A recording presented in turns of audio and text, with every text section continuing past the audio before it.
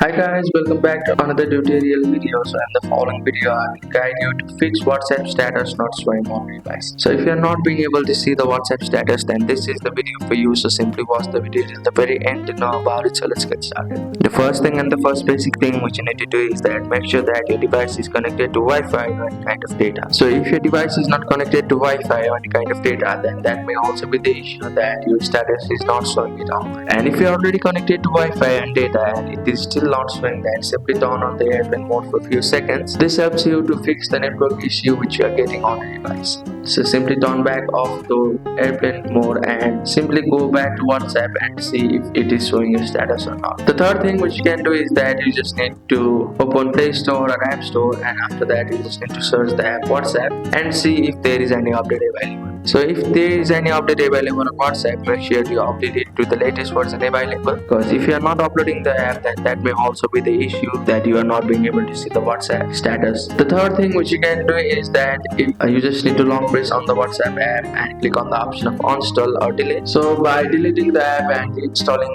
it again on a device, then you will be able to fix the WhatsApp status not showing problem. So that's it. Thank you for watching the video. Please don't forget to like the video and subscribe to our channel. Thank you.